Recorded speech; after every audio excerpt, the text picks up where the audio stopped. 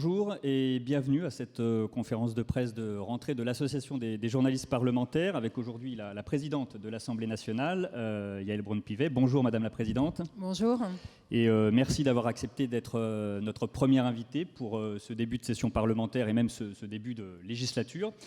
Avec une configuration politique inédite dans le pays et au Palais Bourbon, où le Premier ministre a présenté sa déclaration de politique générale ici, à quelques mètres de là où nous sommes dans l'hémicycle. Quelques mots pour vous indiquer que cette conférence de presse est retransmise sur LCP et sur le portail vidéo Internet de l'Assemblée. Donc pensez bien, s'il vous plaît, à vous présenter vous et votre média lorsque vous posez une question. Nous sommes ensemble jusqu'à 13h30 environ. Alors on va lancer la rencontre, moi-même et Chantal Didier, avec laquelle j'ai le plaisir, comme toujours, d'animer cette rencontre. Et puis immédiatement après, on fera circuler le micro dans la salle. Première question, Madame la Présidente. La semaine dernière, vous avez mis en garde le gouvernement en prévenant que celui-ci ne pourrait rien faire seul et qu'il devrait faire avec l'Assemblée nationale. Vous avez même dit votre conviction que l'Assemblée n'était jamais le problème, mais qu'elle était la solution. Alors au lendemain de la déclaration de politique générale de Michel Barnier, est-ce que vous avez non seulement le sentiment d'avoir été entendu, mais est-ce qu'éventuellement vous avez déjà de premières preuves de cette nouvelle méthode que le Premier ministre a dit vouloir instaurer entre le Parlement et le gouvernement ? Alors, effectivement, vous avez raison. C'est comme en amour. Il y a les mots et puis on a besoin de preuves d'amour. Et effectivement, vous savez que moi, depuis que je préside l'Assemblée nationale, donc depuis 2022, j'avais demandé au gouvernement d'avoir des nouvelles méthodes de travail pour bien articuler la relation entre le gouvernement et l'exécutif. Nous avions fait un certain nombre de progrès et je pense que sous cette mandature, nous devons aller encore plus loin. Et j'avais demandé notamment au Premier ministre et à la ministre en charge des relations avec le Parlement de mieux articuler le calendrier législatif. Et j'ai été entendue sur ce point. Et le calendrier que nous avons adopté hier en conférence des présidents traduit exactement les demandes que j'avais effectuées, notamment sur le placement des journées réservées aux groupes d'opposition, qui ne sont plus aujourd'hui uniquement placées par le gouvernement dans les semaines de l'Assemblée ou les semaines de contrôle, mais un tiers des niches est inscrite sur l'ordre du jour gouvernemental et c'est une demande que j'avais formulée. Et puis j'ai également formulé une autre demande qui a trouvé satisfaction dans le discours de politique générale du Premier ministre, c'était que le gouvernement nous donne des jours sur son ordre du jour pour que nous puissions inscrire des propositions de loi. Et le Premier ministre a répondu favorablement à cette demande que je lui avais formulée, parce que cette demande, elle vient d'une conviction profonde que j'ai, qui est sous cette mandature, plus encore que sous la précédente et les précédentes, les propositions de loi vont pouvoir marquer cette nouvelle façon de travailler, cette nouvelle façon de créer du consensus dès l'origine. Et donc, moi, je demande au gouvernement de s'appuyer sur le travail du Parlement et sur les propositions de loi que nous pouvons faire. Nous l'avions fait un petit peu entre 2022 et 2024. Il faut amplifier le mouvement et le Premier ministre en est d'accord. Donc, moi, c'est une vraie source de satisfaction et ça me montre, ça me prouve qu'effectivement, ces relations entre le Parlement et l'exécutif vont s'inscrire sous un jour nouveau. Chantal ? Oui, à propos de ces relations entre le Parlement et l'exécutif, Boris Vallaud, le président du groupe socialiste, a eu une formule un peu forte, disons. Et d'ailleurs, le Premier ministre a lui-même un peu sursauté, disant « nous décidons et vous exécutez ». Est-ce que vous allez jusque-là, vous, dans la définition des nouveaux... C'est une lecture inexacte du mot, parce qu'on définit le gouvernement comme étant l'exécutif, mais l'exécutif ne veut pas dire exécutant. Ça n'a juste rien à voir. En revanche, il est sûr que moi, j'ai surtout la conviction qu'un certain nombre de sujets il va être plus facile de les faire... maturer et aboutir en partant d'initiatives parlementaires qu'en partant d'initiatives gouvernementales. Mais chacun doit être en son rôle. Mais vous savez, je n'ai rappelé que cela lorsque j'ai dit que j'étais très attachée à l'état de droit. L'état de droit, c'est le respect des institutions, c'est le respect de la Constitution. Et la Constitution fixe les prérogatives des uns et des autres. Donc il faut et ça me paraît être une évidence, que l'on s'inscrive bien dans ce cadre. Chacun a des prérogatives. L'article 20. Donc l'article 20 notamment, mais l'article 34 et l'article 37 pour les prérogatives du gouvernement et du corps législatif. Et puis le Parlement contrôle l'action du gouvernement. Les ministres sont responsables devant le Parlement et tout cela doit évidemment être respecté parce que c'est ainsi qu'on respecte les droits et libertés de nos concitoyens. Donc ce cadre-là, il sera respecté, mais je n'ai rien entendu dans la parole du Premier ministre qui pourrait me laisser penser qu'il ne le souhaiterait pas. Première question avec Anita. Auxerre pour Atlantico, je voulais vous demander si la proportionnelle fait partie des sujets que vous entendez faire maturer. Alors, je pense qu'il faut le faire. Moi, je crois que le mode d'élection des parlementaires, c'est une lapalissade, concerne avant tout les parlementaires, et donc c'est un sujet sur lequel nous devons travailler ici, à l'Assemblée nationale.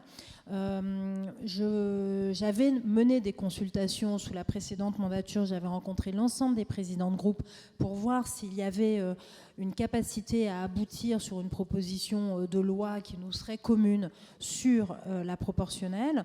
Dans les premières discussions que j'avais eues, je n'avais pas noté une convergence qui me permettait d'aboutir en 2022. Je pense qu'aujourd'hui, les choses ont beaucoup changé. Mon souhait, et je le proposerai en conférence des présidents, puisque c'est une décision de la conférence des présidents que nous devons prendre, c'est de relancer la mission d'information que j'avais créée sur le rôle et la place du député dans les territoires. Je ne sais pas si vous vous souvenez de cette mission d'information qui était présidée par Cécile Untermaier et rapportée par Élodie et Jackie Laforge. Et l'idée, c'était de regarder en fait quelle était la place, quelle était l'action du parlementaire sur un territoire. Et la mission devait notamment s'interroger sur le cumul des mandats. Et moi, je pense que dans ce cadre-là, s'interroger sur la proportionnelle serait une bonne idée puisque tout est lié. Et donc moi, je vais proposer à la conférence des présidents de relancer cette mission d'information, conférence des présidents, et d'y inclure la question de la proportionnelle pour que nous puissions voir si effectivement nous trouvons une convergence à l'Assemblée nationale sur ce point, compte tenu des nouveaux équilibres et de ce qui s'est passé aux dernières élections. On voit que beaucoup de gens sont pour la proportionnelle, mais que pour le moment, il n'y a pas un système qui fait l'unanimité. Et donc, c'est cela que nous devons travailler et regarder aussi avec nos partenaires et évidemment le gouvernement. Frédéric Delpech pour LCI TF1. À l'instant, vous évoquiez la meilleure prise en compte des propositions de loi et du travail parlementaire par le gouvernement. Il se trouve que la première niche parlementaire est celle du Rassemblement national. Alors, est-ce que vous souhaitez que les députés puissent voter, par exemple, certains textes venus du Rassemblement national lors de cette niche, ou est-ce que vous êtes plutôt sur la ligne de prolonger ce qui a été présenté comme un front républicain ici à l'Assemblée nationale en refusant les textes, de vous associer aux textes du Rassemblement national? Il y a d'ailleurs eu un débat interne au gouvernement, on l'a vu, avec le ministre de l'économie qui a été recadré par le Premier ministre. Quelle est votre position sur les propositions de loi du Rassemblement national? Alors, il y a beaucoup de choses dans votre question. Déjà, ma position sur la retraite, elle est de ne pas abroger la réforme des retraites. Et donc la proposition de loi que vous évoquez, de toute façon, emporte un désaccord total de ma part sur le fond.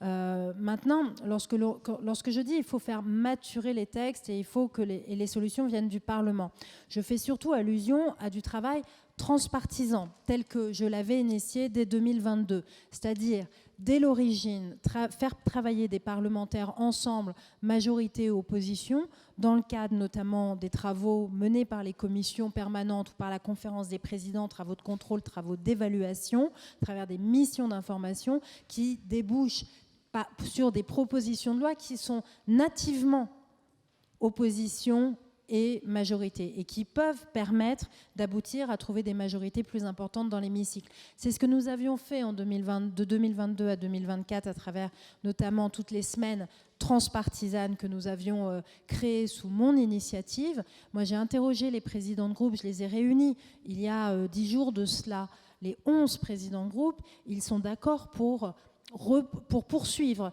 ces semaines transpartisanes dans le cadre des semaines de l'Assemblée. Et donc c'est cela auquel je fais allusion lorsque je parle de travail parlementaire qui pourrait déboucher. Lorsque les groupes ont des niches, des journées réservées, on n'est pas dans ce cadre-là, on n'est pas sur des propositions de loi nativement travaillées à l'Assemblée nationale entre l'opposition et la majorité, on est sur des expressions beaucoup plus politiques où des groupes politiques ont une journée réservée dans l'année et font valoir vraiment leur position à eux. Donc on n'est pas du tout dans le cadre que je décris, on n'est pas dans le cadre d'un ordre du jour partagé majorité-opposition. Et pour terminer, moi j'ai toujours dit, et je le redis aujourd'hui et je le redirai demain et après-demain, je suis pour la présence du Rassemblement national dans les instances de l'Assemblée nationale et reconnaître ce groupe et ses électeurs de façon institutionnelle. Et en revanche, politiquement, je me battrai toujours contre les idées et contre la vision qu'ils ont de notre pays. Et donc, politiquement, moi je ne voterai pas de proposition de loi qui vient du Rassemblement national et je ne souscrirai pas à des amendements qu'ils pourront porter. En revanche, institutionnellement, je veillerai à ce qu'ils puissent avoir la place à laquelle ils ont droit dans les organes de l'Assemblée nationale et notamment, par exemple, dans les nominations que je dois effectuer. Vous savez que la présidente de l'Assemblée nationale que je suis fait de nombreuses nominations dans des organismes extraparlementaires, dans des organismes territoriaux. Et dans ces nominations, je veille scrupuleusement aux équilibres politiques et je n'écarte évidemment pas le Rassemblement national. Ça a toujours été la position que j'ai eue depuis 2022 et j'ai toujours nommé des représentants de chacun des groupes à proportion de leur poids dans l'hémicycle. Bonjour, Alexis Lafontaine pour Europe 1. Comment allez-vous présider le nouveau bureau de l'Assemblée nationale maintenant que la majorité est acquise au nouveau Front populaire et notamment sur les sanctions? Est-ce que vous allez changer de méthode? Merci. Vous savez, le bureau de l'Assemblée nationale n'est pas un organe politique. Il ne doit pas l'être. Et c'est important parce que le bureau de l'Assemblée nationale, il prend des décisions sur la vie de l'institution qui comporte de nombreux salariés, de nombreux collaborateurs. C'est le bureau de l'Assemblée nationale qui traite les marchés, qui s'occupe de la restauration de l'Assemblée, de l'entretien du patrimoine de l'Assemblée nationale, du budget de l'Assemblée nationale, de la déontologie des parlementaires. Et donc, les sujets qui sont traités par le bureau de l'Assemblée nationale ne sont pas à la base des sujets politiques. Ce sont des sujets qui visent à assurer le bon fonctionnement de notre institution. Et donc, au bureau, je continuerai à fonctionner comme toujours, à rechercher le consensus le plus large. J'observe qu'à la première réunion de bureau, la deuxième, puisque la première a eu lieu au mois de juillet. À la deuxième réunion de bureau, nous avons adopté à l'unanimité le budget de l'Assemblée pour l'année 2024. Et donc, moi, je suis assez confiante sur le fait que le bureau continuera à travailler dans cet esprit-là. En tout cas, moi, c'est mon souhait, c'est ce que j'ai demandé aux membres du bureau. S'agissant des sanctions, comme vous le savez, les deux premières séries de sanctions la première peut être prise par n'importe quel vice-président ou moi-même. La deuxième sanction, le rappel à l'ordre avec inscription au procès-verbal, peut être prise uniquement par moi-même. Et la troisième et la quatrième sanction, censure et la censure avec exclusion temporaire, peuvent être prises par l'Assemblée nationale sur proposition du bureau saisi par moi-même.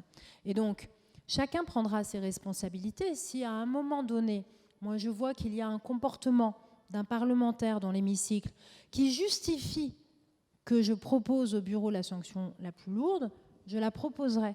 Et les membres du bureau en délibéreront et prendront leurs responsabilités. Mais moi, je ne me dis pas que par principe, parce que tel groupe ou coalition a une majorité dans le bureau, ça voudrait dire qu'ils utiliseraient cette majorité pour la politiser et détourner finalement la fonction qui est la leur. J'ai une trop haute opinion de chaque parlementaire et de la fonction qui doit être la nôtre lorsque nous sommes élus par nos pairs, puisque lorsqu'on siège au bureau, on est élu par nos pairs.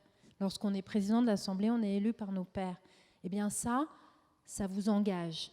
Et vous ne pouvez pas, à mon sens, dévoyer la responsabilité que les autres parlementaires vous ont confiée. Et donc moi, mais vous me direz peut-être que je suis naïve, mais je ne crois pas être naïve, je crois être profondément républicaine au contraire. Et donc moi, je suis très confiante sur la capacité qu'aura le bureau à mettre l'institution et ses intérêts au-dessus de tout. Nous verrons bien. Nicolas Prisset. Mais en tout cas, ce que j'ai vu jusqu'à aujourd'hui me laisse à penser que c'est plutôt cette voie-là qui sera suivie. Nicolas à gauche et puis Perrine Vasque au fond. Nicolas Prisset à la Tribune dimanche. Je reviens sur le discours de politique générale. Hier, Michel Barnier a posé un certain nombre de sujets. Il a appelé au compromis sur ces sujets, mais il n'a donné ni calendrier, en tout cas très peu d'éléments de calendrier, ni modus operandi. C'est-à-dire qu'on a l'idée du compromis, mais on ne sait pas par quels moyens on pourrait l'atteindre. Je vais vous demander, vous, qu'est-ce que vous avez compris ? Est-ce que les sujets qui ont été posés par le Premier ministre, vous devez vous en saisir, un peu comme vous venez de le faire avec la proportionnelle ? Ou bien est-ce que vous attendez à l'Assemblée que ce soit le gouvernement qui vous transmette des propositions de loi et puis ensuite on cherchera des compromis. En fait, quand on parle de compromis aujourd'hui, quelle est la méthode ? Comment vous pensez que Michel Barnier veut y parvenir ? Et puis qu'est-ce que vous avez à proposer ? Écoutez, on sera en dialogue avec le Premier ministre sur les thématiques sur lesquelles il souhaite avancer, qui ont été exprimées pour la plupart dans son discours de politique générale. Mais typiquement, moi, ce que j'ai proposé aux parlementaires, c'est que sur les semaines de l'Assemblée notamment, nous puissions nous emparer de sujets que nous... en fait, j'ai proposé qu'on thématise les semaines de l'Assemblée, qu'on dise par exemple, telle semaine de l'Assemblée, nous la dédions à la question de la santé. Et là, nous pouvons y mettre des propositions de loi qui seraient en relation avec cela. Donc là, maintenant, il faut que nous mettions d'accord avec les groupes politiques pour savoir quelles sont les thématiques que l'on dédie à chaque semaine de l'Assemblée.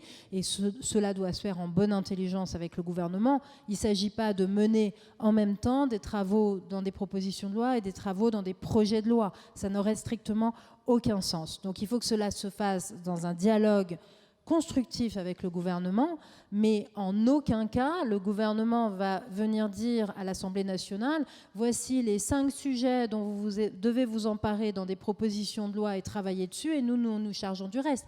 Ça n'est pas comme ça que cela doit se passer, ça ne se passera pas comme ça.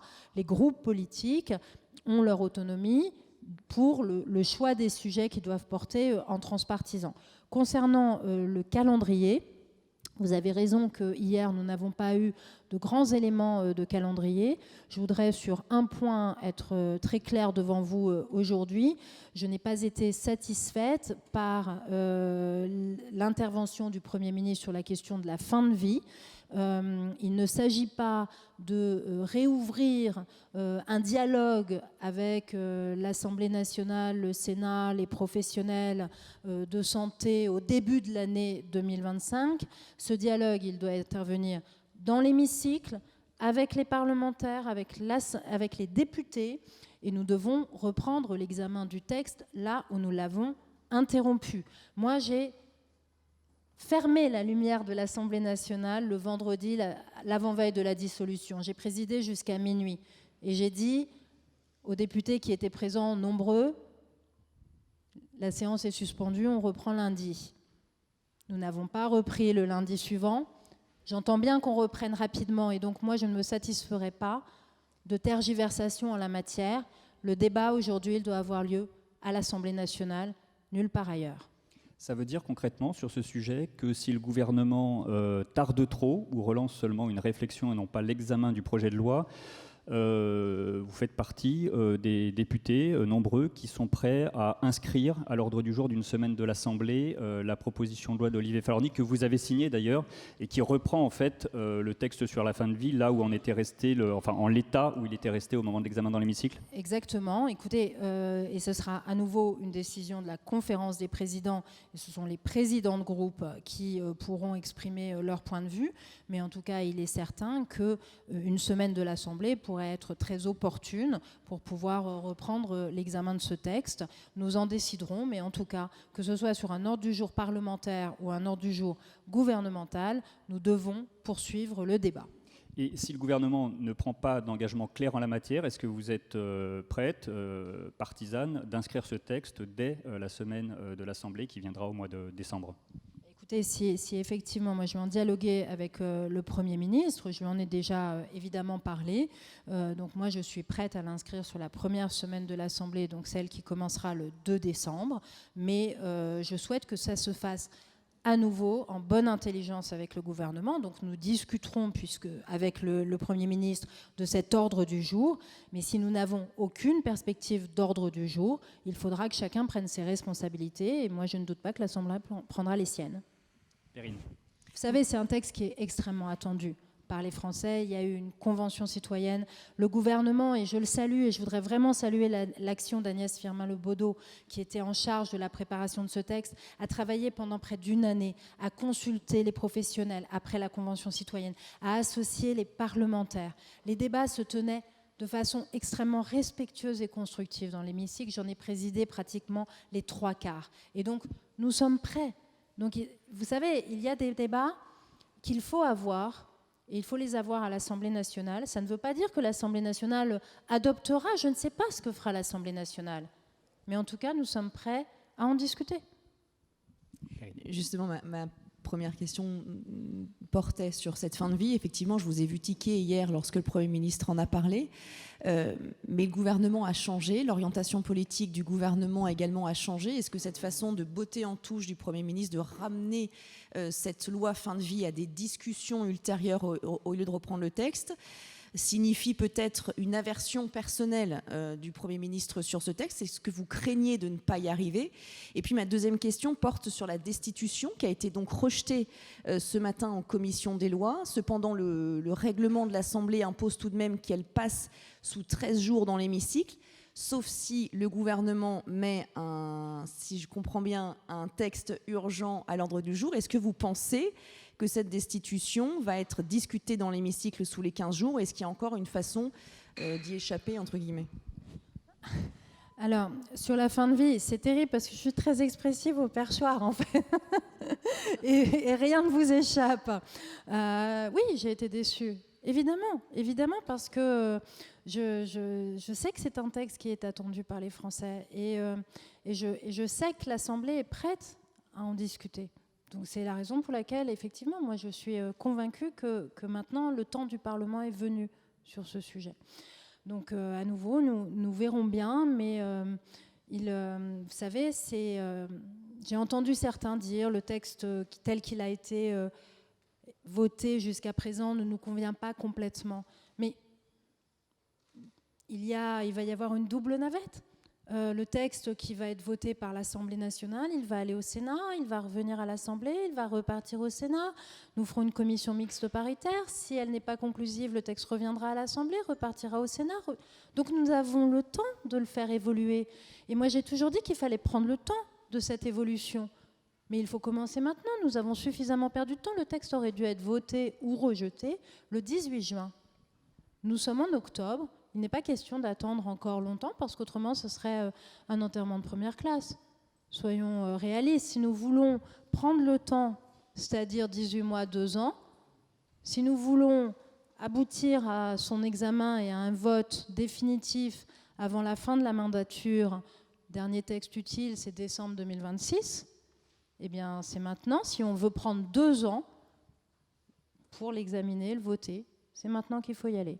Donc, allons-y. Sur la destitution, donc j'ai observé les résultats de la commission des lois. Le rejet est extrêmement net.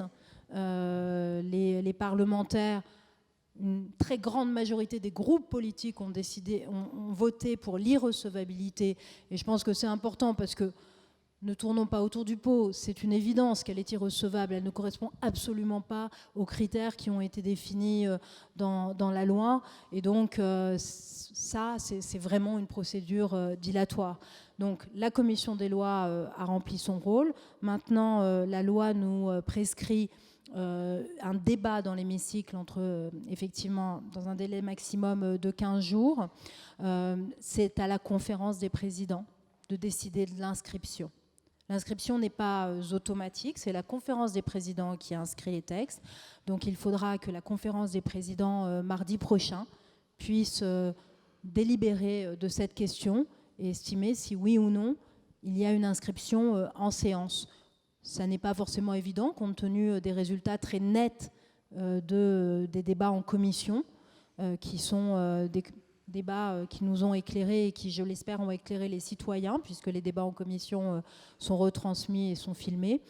Donc la conférence des présidents décidera de la suite à donner, mais en tout cas, rien n'est automatique. Et c'est au président de groupe d'en décider. Après, très clairement, le gouvernement, à mon sens, ne peut pas faire obstacle à son inscription et ne doit pas faire obstacle à son inscription. C'est une procédure parlementaire et donc il faut respecter l'Assemblée nationale dans ses délibérations et dans ses votes. Elsa Mondingavo au fond de la salle et puis François Gervais à droite. Merci. Bonjour. 4 députés qui sont entrés au gouvernement exerçaient des fonctions ici à l'Assemblée, une vice-présidente et 3 présidents de commission. Ils ne sont toujours pas remplacés. Est-ce que vous souhaitez que ces remplacements puissent être effectués rapidement? Les oppositions le demandent. Et pour la question spécifique d'Annie Genevard à la vice-présidence, vous aviez dit, vous étiez pour que l'ERN soit dans les institutions. Est-ce qu'il faut se reposer la question maintenant d'après vous, ou est-ce qu'il faut rester sur les équilibres qui avaient été trouvés en juillet dernier? Alors, ces 4 postes aujourd'hui n'ont pas fait l'objet, sauf pour l'un d'entre eux, d'une démission. Donc maintenant, vous savez, moi je suis très attachée au respect des règles et c'est ça toujours qui constitue ma boussole.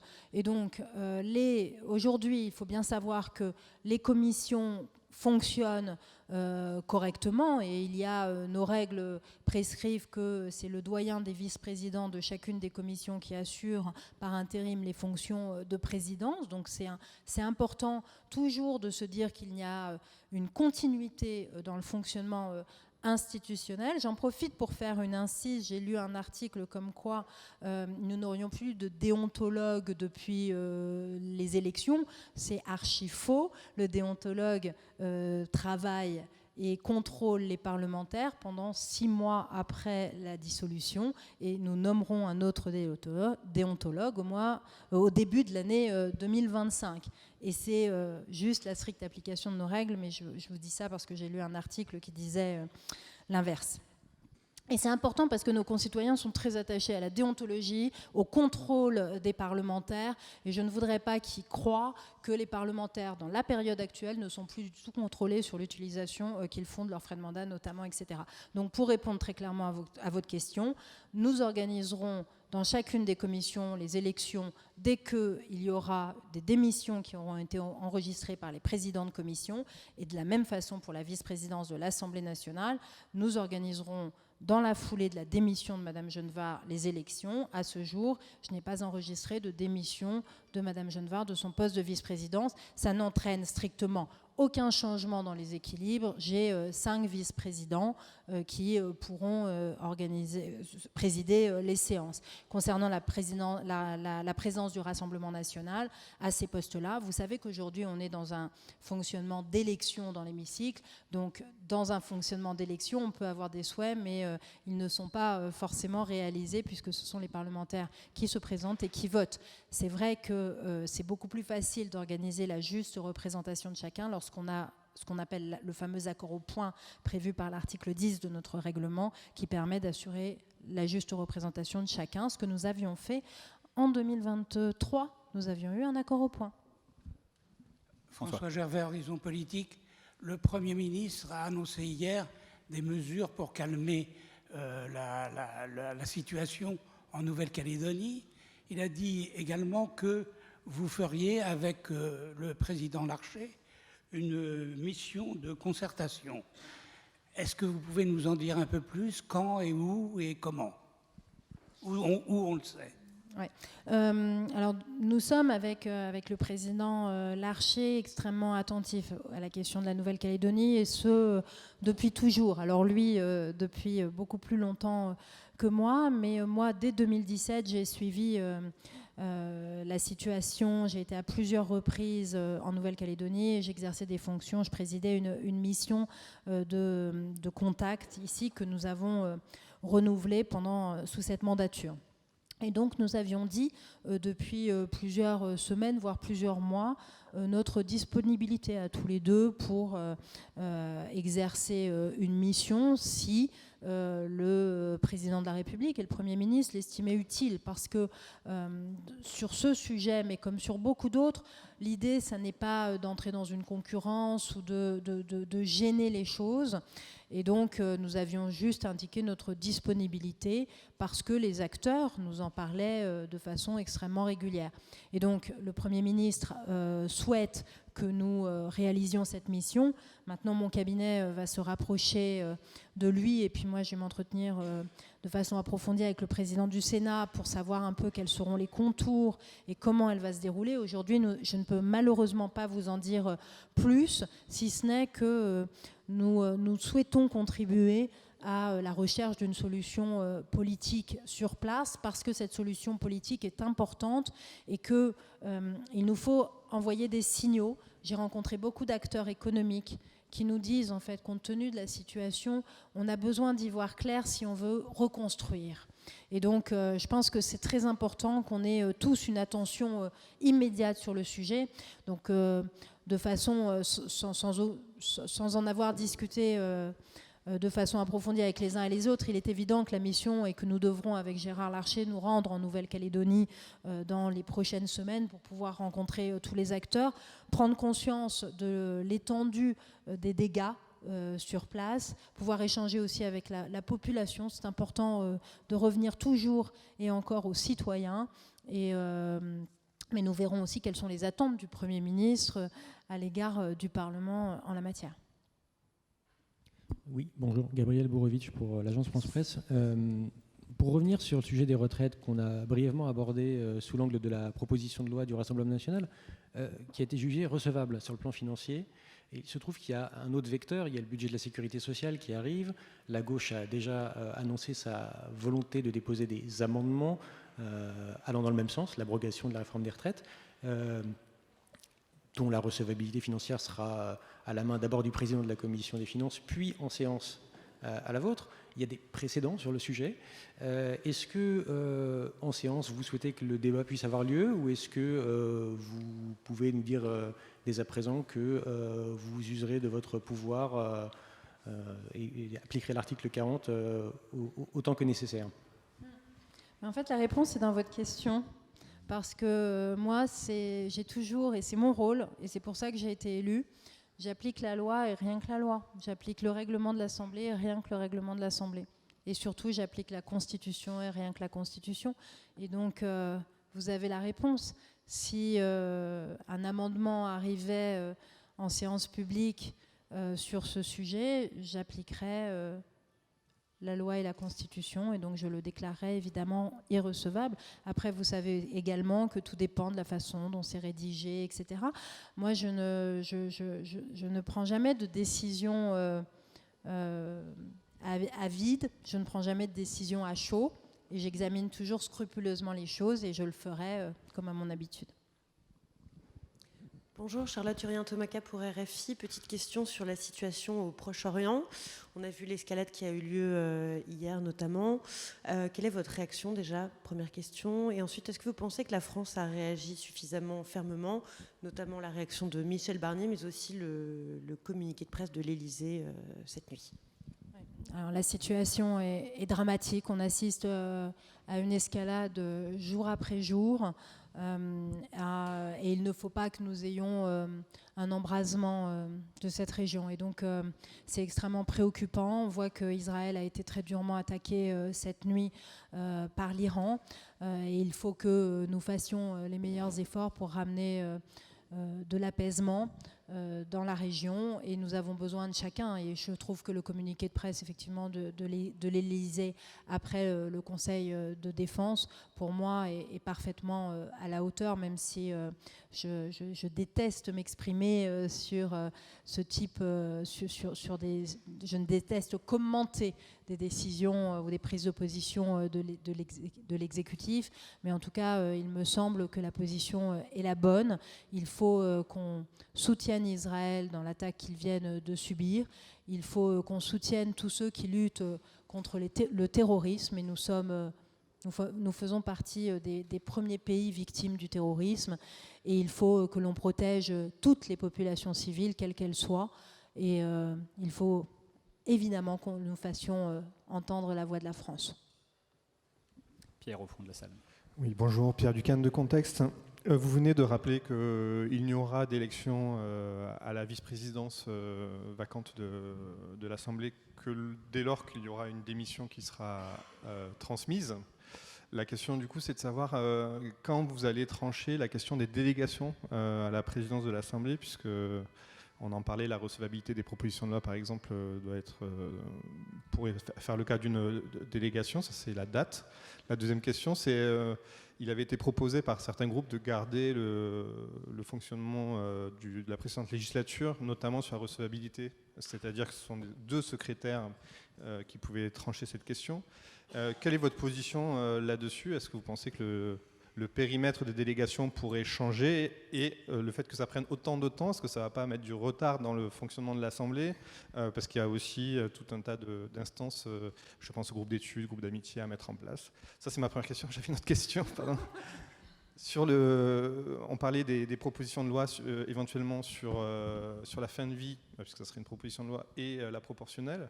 Le sujet, comme vous l'avez dit, c'est aussi la navette, c'est-à-dire que si vous prenez votre responsabilité, si le gouvernement ne veut pas transmettre le texte, l'inscrire au Sénat, ou si, puisque le Sénat est peut-être pas favorable à ce texte, est-ce que c'est déjà des discussions que vous avez avec Gérard Larcher et ou avec le Premier ministre, puisqu'il veut partager l'ordre du jour?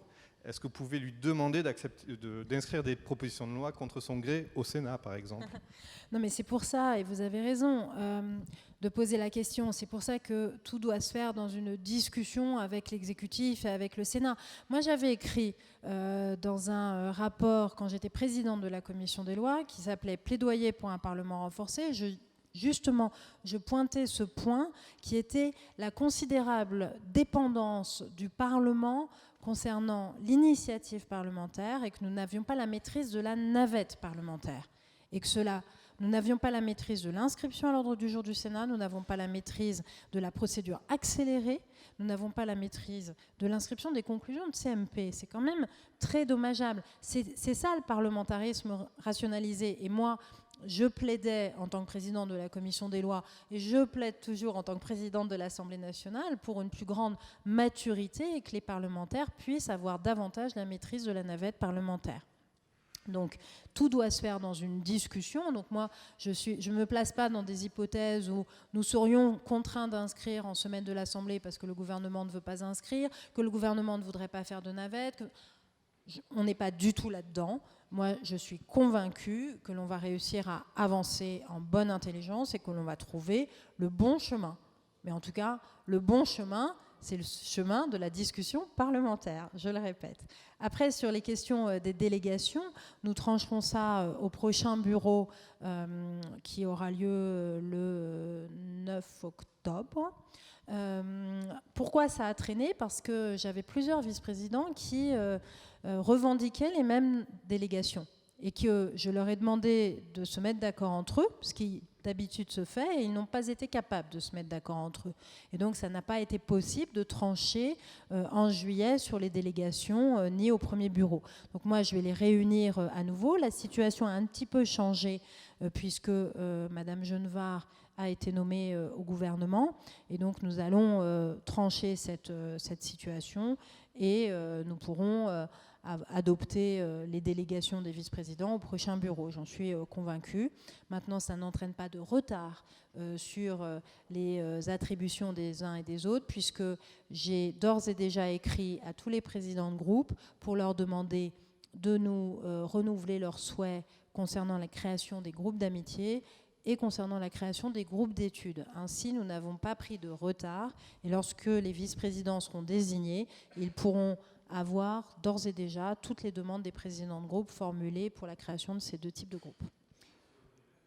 Et sur le périmètre, je vais en discuter avec eux, vous me le permettez? Merci. Juste, comme vous évoquez Annie Genevard, la nouvelle ministre de l'Agriculture, vous avez souhaité il y a quelques jours que le projet de loi d'orientation agricole revienne rapidement à l'Assemblée, pour l'instant au Sénat. Ça n'est pas encore à l'ordre du jour à ce stade, mais est-ce que vous avez des indications, savoir si ça pourrait, si la deuxième lecture pourrait avoir lieu, enfin une nouvelle lecture d'ailleurs, ça dépend de ce qui va se passer au Sénat. Est-ce que ça pourrait avoir lieu dès la fin de l'année, plutôt en début d'année prochaine? Est-ce que vous avez de premiers éléments de calendrier? Alors non, mon souhait était vraiment que le Sénat puisse s'emparer du texte, donc c'est le cas. Après, moi je suis convaincue, et ça a toujours été le cas, sur les sujets agricoles, nous sommes capables de nous entendre, et donc moi je pense que nous serons capables de nouer des accords en commission mixte paritaire sur ce type de texte. Moi je note qu'à l'Assemblée nationale, les sujets agricoles, vous prenez la proposition de loi portée par Julien Dié, vous prenez les 2 propositions de loi portées par André Chassaigne, elles ont été adoptées à chaque fois à l'unanimité. Sur les sujets agricoles, ça fait partie des sujets sur lesquels nous sommes capables de nous entendre. Donc c'est pour ça que, notamment, je pense que nous pourrons avancer rapidement sur cette loi. Et Annie Genevard est une grande connaisseuse du monde agricole. Donc je ne doute pas qu'elle soit en capacité très rapidement de prendre les débats au Sénat. Marie-Claude, pardon. Marie-Claude demande, bonjour.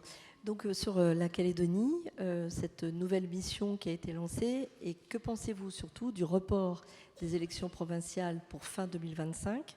Vous avez présidé, en tout cas vous avez bien surveillé le groupe de contact, la délégation calédonienne qui est là depuis une dizaine de jours, voilà. Et qu'en attendez-vous et qu'avez-vous pensé de ce report? Merci. Alors j'ai reçu effectivement avec le groupe de contact la délégation calédonienne qui venait du Congrès, complètement transpartisane. J'ai trouvé que c'était très intéressant justement la démarche qu'ils réalisaient, de façon, parce qu'ils ont montré que sur un sujet d'intérêt commun, qui est leur terre, leur territoire, ils étaient capables de porter une même voix ici auprès de nous. Et donc je trouve que c'est extrêmement prometteur. Parce que moi je suis convaincue en politique de la force, de la volonté des hommes de faire. Et c'est ce qu'ils avaient fait en Nouvelle-Calédonie.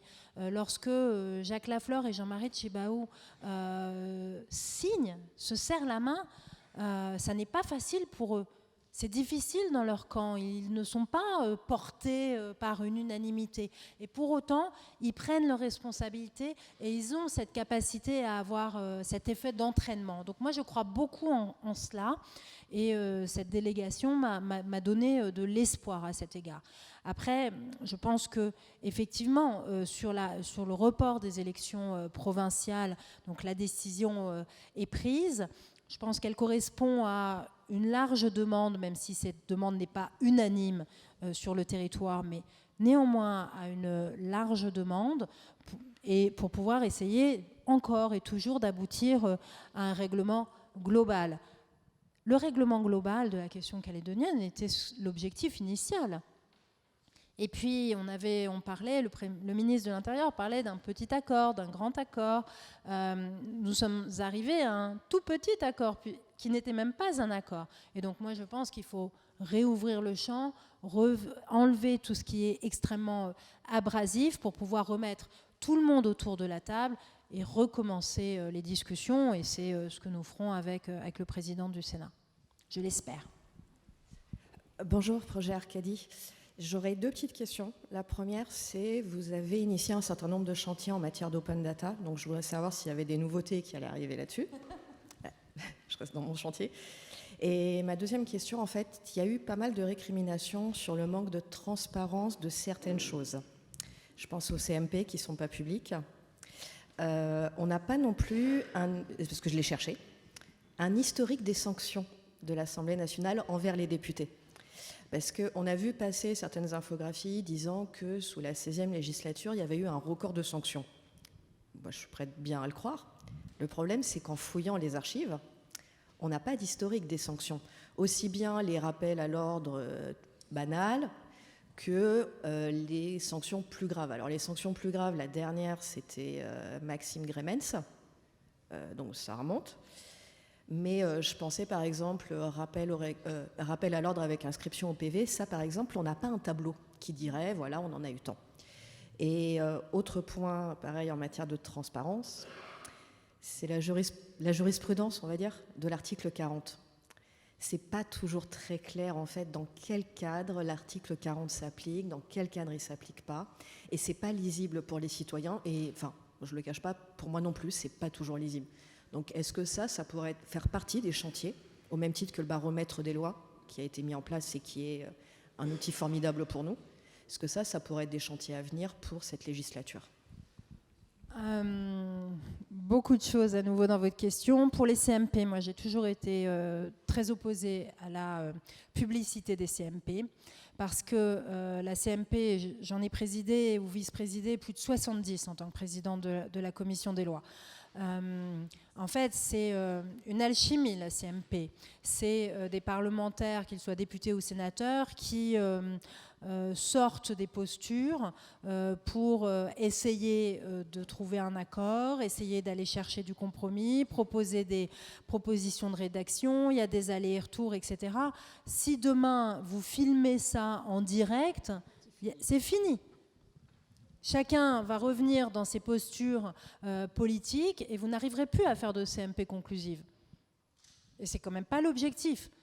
Et moi, j'ai vu des CMP, j'en ai construites, où je rentrais en CMP, où on me disait, mais jamais on y arrivera.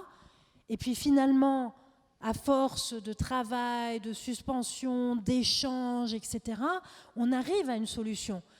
Vous mettez ça en direct, c'est fini, il n'y a plus. Donc moi, j'y suis très opposée. Après, il y a un compte-rendu de CMP pour dire pour retracer les débats qui ont eu lieu en CMP, mais effectivement, pas de diffusion en direct. Et d'ailleurs, on avait, je ne suis pas la seule à le penser, puisque au bureau, il y avait eu une large majorité pour condamner ceux qui avaient fait du live tweet sur une CMP. Sur l'open data, il faudra regarder ce qu'on peut développer avec plaisir pour échanger avec vous si vous avez des idées, des demandes, etc. Moi, je suis toujours pour plus d'ouverture, plus de transparence, plus de facilité. Je pense que c'est important. Donc, il faut regarder. Il ne faut pas que ça nuise aux travaux et donc, comme je le disais, à la capacité à aboutir. Donc, regardons cela. Sur les historiques de sanctions, il faudra que je regarde. Moi, effectivement, je pense qu'on doit pouvoir les retrouver de façon manuelle, en fait, parce que vous allez les rappels à l'ordre avec inscription PV, vous allez les retrouver dans les comptes rendus de séance, mais c'est très fastidieux. Et je l'entends. Et sur l'article 40, en revanche, vous avez tous les rapports de la commission des finances, du rapporteur général. Et lorsque donc vous pouvez vous rapporter à ces rapports qui sont publics, qui sont sur le site de l'Assemblée nationale, et vous avez de multiples jurisprudences sur l'application de l'article 40 dans telle ou telle situation. C'est de la jurisprudence auquel se réfèrent les services de l'article 40 pour pouvoir indiquer au président de la commission des finances ou à moi-même quel doit être le sens de notre décision. Et lorsque j'ai appliqué l'article 40 sur les questions des retraites, c'est parce que j'avais une multitude de jurisprudences de la commission des finances, des rapporteurs généraux qui étaient issus des rapports qui sont publics, qui m'indiquaient que c'est dans ce sens-là qu'il fallait aller. Jamais de décision arbitraire, surtout pas sur ces sujets-là. Il en va de l'initiative parlementaire, c'est beaucoup trop grave et sérieux pour que ce soit simplement au petit bonheur la chance. Donc il y a des jurisprudences et elles sont accessibles. Et si elles ne le sont pas, je regarderai pour qu'elles le soient. Parce qu'effectivement, il faut que ce soit très clair, parce qu'on fait dire autrement un peu n'importe quoi aux décisions qui sont prises. Et c'est dommage. Plusieurs d'entre vous ont encore des questions à poser. Essayez, si possible, d'être assez court dans vos questions. Vous êtes libre de vos réponses, de façon à nous permettre d'en prendre un maximum. Bonjour, Madame la Présidente. Je suis Denis Kataev. Je travaille pour la chaîne indépendante Russe en exil, ici en France. Avec mes collègues, on a dû quitter la Russie après le début de la guerre en Ukraine. Et en tout cas, j'aimerais vous dire que pour moi, en tant que journaliste, c'est très intéressant ce que se passe aujourd'hui en France dans la vie politique, malgré les tensions dures dans l'hémicycle, malgré les destitutions, les propositions sur les destitutions, etc., etc. Mais est-ce que vous pouvez estimer le niveau de la démocratie en France aujourd'hui? Et la petite question, quel est-il le rôle du Parlement aux relations internationales y compris au conflit en Ukraine? Merci. On se rend compte en ce moment que nos régimes démocratiques, alors qu'on pensait qu'ils allaient se diffuser dans le monde entier, au contraire, la démocratie régresse, les droits et libertés régressent. On voit dans un certain nombre de pays que les droits les plus élémentaires ne sont pas assurés. Et donc la démocratie est un bien extrêmement précieux dont il faut prendre soin. Et c'est la raison pour laquelle je suis extrêmement attachée au respect des règles, parce que la règle et la loi, c'est la protection contre l'arbitraire. Et donc, c'est notre bien le plus précieux. Et c'est la raison pour laquelle il ne faut pas s'attaquer à l'état de droit, à l'équilibre qui existe entre les différentes institutions, la séparation des pouvoirs, parce que c'est protecteur des citoyens.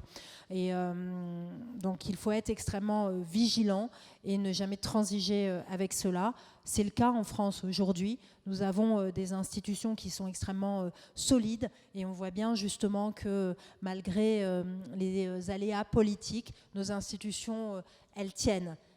La répartition entre les pouvoirs des uns et des autres. Nous avons un pouvoir judiciaire indépendant, nous avons un conseil constitutionnel qui joue pleinement son rôle et c'est heureux. Nous avons des organisations indépendantes qui jugent, telles que la CNIL, telles que le Défenseur des droits, et c'est fondamental. Donc moi je trouve qu'en France, aujourd'hui, l'état de la démocratie est excellent, mais il faut y veiller à ce que ça le reste. Et je serai toujours de cela. Sur la diplomatie parlementaire, moi, c'est quelque chose qui me tient considérablement à cœur. Nous soutenons, sur la situation de l'Ukraine, nous soutenons la position de l'Ukraine à tous égards. Et le Parlement le fait aussi par le vote de différentes résolutions. Nous avons reçu le président Zelensky qui s'est exprimé dans l'hémicycle l'avant-veille de la dissolution également. Je me suis rendue à 2 reprises en Ukraine. J'ai pu prononcer un discours devant la Rada. Je me rendrai à la fin du mois au sommet de la plateforme de Crimée à Riga pour soutenir les efforts de l'Ukraine pour son intégrité territoriale.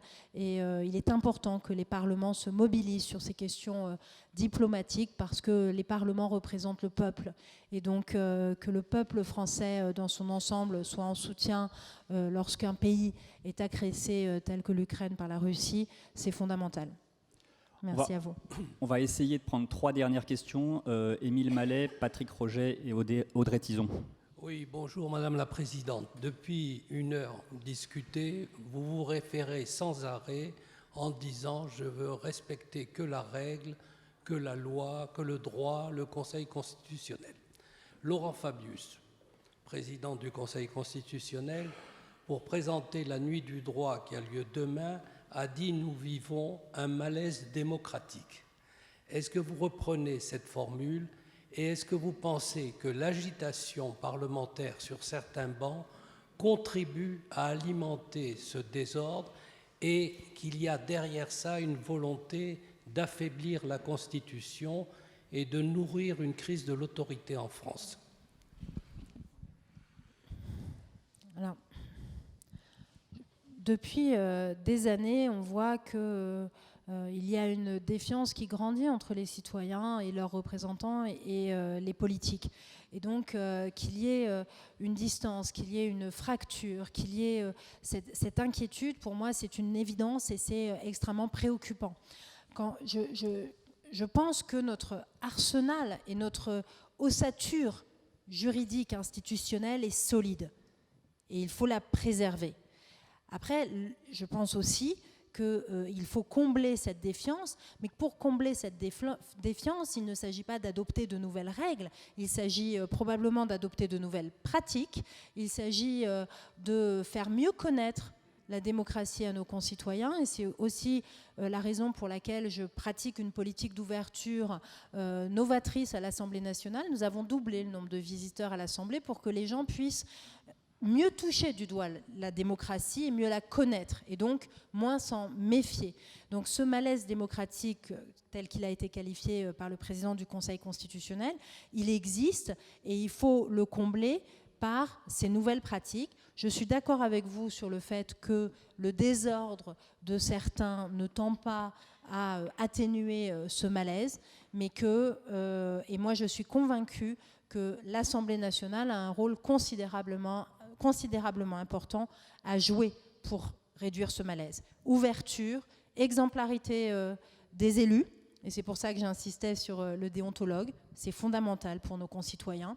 Et puis, proximité, une Assemblée nationale ancrée dans le monde, et puis, et c'est le Premier ministre qui l'a redit hier, mais c'est ce que je porte depuis 2 ans à travers ces semaines transpartisanes, c'est une Assemblée qui permet aux différents groupes politiques de dialoguer pour montrer aux Français que nous sommes capables de nous réunir sur des sujets qui leur tiennent à cœur. On a parlé des sujets agricoles, on peut parler des violences faites aux femmes, on peut parler des sujets sur le travail. Nous sommes capables de nous réunir.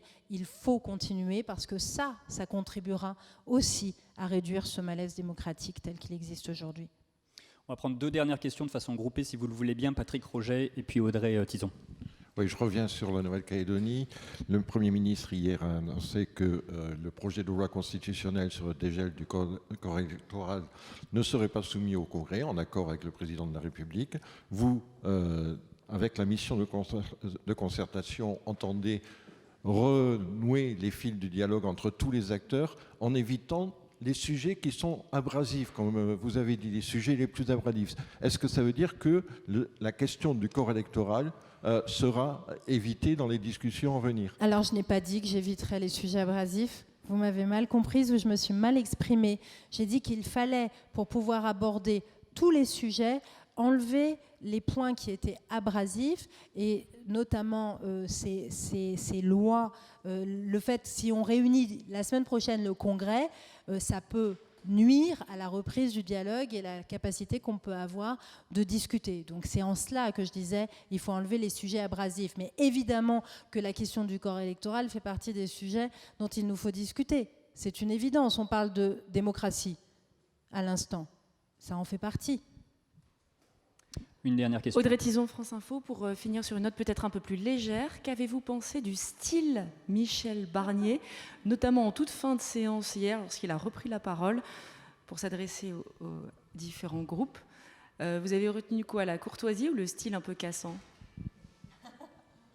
Écoutez, moi, je trouve que c'était un moment extrêmement intéressant parce que autant un discours de politique générale, c'est très soigné, très léché, chaque mot est choisi avec soin, autant dans la réponse, eh bien, il y a une interaction entre le Parlement et le Premier ministre, donc j'ai trouvé que c'était intéressant. Il a répondu à chacun avec son style, mais ça a été, je crois, un moment qui nous a aussi un peu révélé qui il était, et donc nous allons maintenant apprendre à travailler avec ce Premier ministre, comme il va apprendre à travailler avec ce Parlement qui est le nôtre, qui est bien différent des parlements qu'il a pu connaître, mais en tout cas, moi, je suis très confiante. Vous savez, moi, je suis très optimiste, je suis convaincue qu'on est beaucoup plus nombreux ici, comme au Sénat, comme au gouvernement, à vouloir faire en sorte que ça marche. Les Français nous demandent cela. Soyons à la hauteur du moment et de ces enjeux. Merci beaucoup.